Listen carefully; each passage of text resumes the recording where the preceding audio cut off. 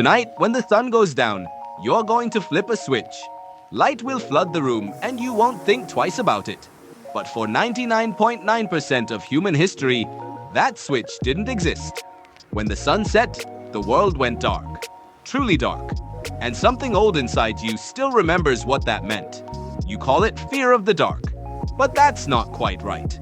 You're not afraid of darkness itself. Darkness is just an absence of light.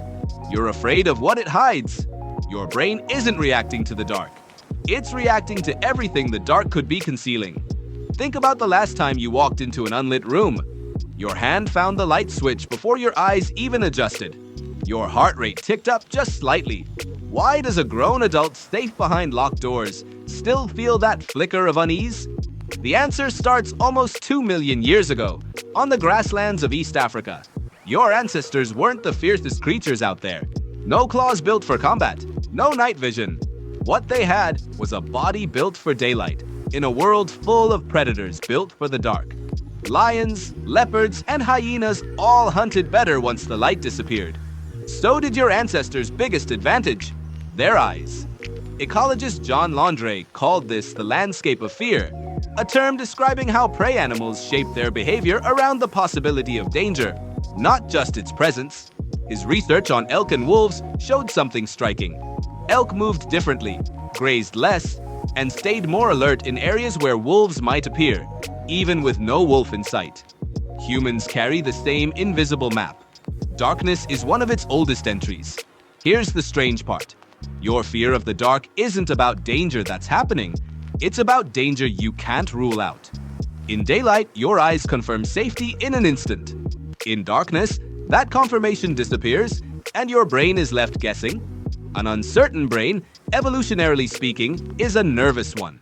Psychiatrist Randolph Nesse calls this the smoke detector principle. A smoke detector goes off far more often than there's a real fire, because a false alarm costs almost nothing, while missing an actual fire could be fatal. Your fear works the same way. It overreacts on purpose. The ancestors who treated every dark space as potentially dangerous were more likely to survive and pass that instinct on. The ones who shrugged it off didn't always get a second chance. Add your biology on top of that. Your eyes rely on cones for color and detail in bright light, and rods for low light vision, which can't detect color at all. In near darkness, your world doesn't just dim, it blurs. Edges disappear. A coat on a chair can suddenly look like a crouching figure, and your amygdala fires before your rational brain catches up. Evolutionary psychologist Daniel Kruger has studied how people assess risk across different environments, and one pattern keeps showing up. Anxiety spikes in spaces with poor visibility and few escape routes, whether or not real danger is present. It isn't the object in the room that triggers fear. It's the not knowing what it is. So why hasn't this fear faded after 2 centuries of electric light? Because 200 years is nothing against 2 million years of evolutionary pressure. This circuitry was shaped slowly by ancestors who never had the luxury of assuming the dark was empty. It shows up almost universally. 2. Children across wildly different cultures tend to develop a fear of the dark around the same age, right when they start imagining what they can't see. So tonight, walking down a dark hallway, that flicker of unease isn't weakness. It isn't irrational. It's an inheritance. Your amygdala doesn't know the difference between a savanna a million years ago and your hallway tonight. It only knows one thing. Darkness means an absence of information, and to a brain built for survival, that has always looked a lot like danger. Tonight, when the sun goes down, you'll flip a switch without thinking about it.